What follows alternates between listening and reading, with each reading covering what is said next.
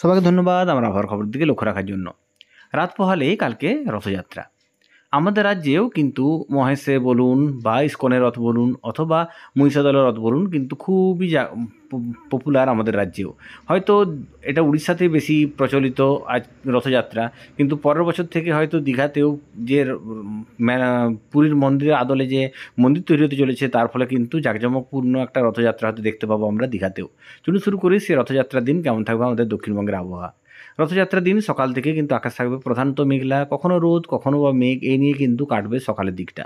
ফলে এটুকু বলতে পারি খুব যে গরম থাকবে তা নয়, একটা হালকা গরমের অনুভূতি, তার সঙ্গে কিন্তু একটা মেঘলা মেঘলা বর্ষার অনুভূতি কিন্তু থাকবে। আবার একটানা যে রোদ দিবে তাও নয়, আবার একটানা যে মেঘলা হবে তাও নয়, কখনো মেঘ বা কখনো রোদ নিয়ে কিন্তু কালকে কাটবে সকালের দিকটা।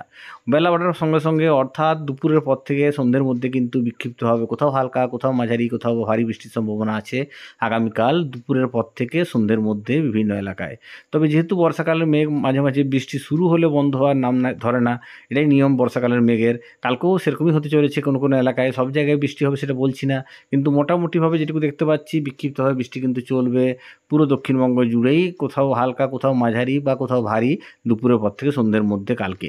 তো উত্তরবঙ্গের যা অবস্থা সেটা খুবই শোচনীয়, কারণ বৃষ্টি থামার নাম নেই উত্তরবঙ্গে। দক্ষিণবঙ্গে যে আমরা তাকিয়ে আছি জাত পাখির মতো বৃষ্টির দিকে, অথচ উত্তরবঙ্গ না চাইলেও জল বৃষ্টি হয়েই চলেছে একাক্রমে।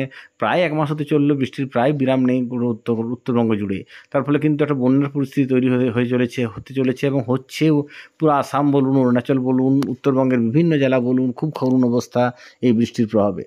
তবে কিছু তো করার নেই, প্রকৃতির হাতে আমাদের কারোরই হাত নেই। তাই চেষ্টা করুন বৃষ্টি হলে বা মেঘ দেখা দিলে যতটা সম্ভব ছাতা ব্যবহার করার, বৃষ্টি যতটা সম্ভব কম ভিজুন, বিশেষ করে বাচ্চাদেরকে নজর রাখুন, কারণ আবহাওয়া পরিবর্তন হচ্ছে, বর্ষা বৃষ্টি হচ্ছে, ফলে যতটা সম্ভব বাচ্চাদের দিকে একটু খেয়াল রাখবেন এই বর্ষার ওয়েদারে।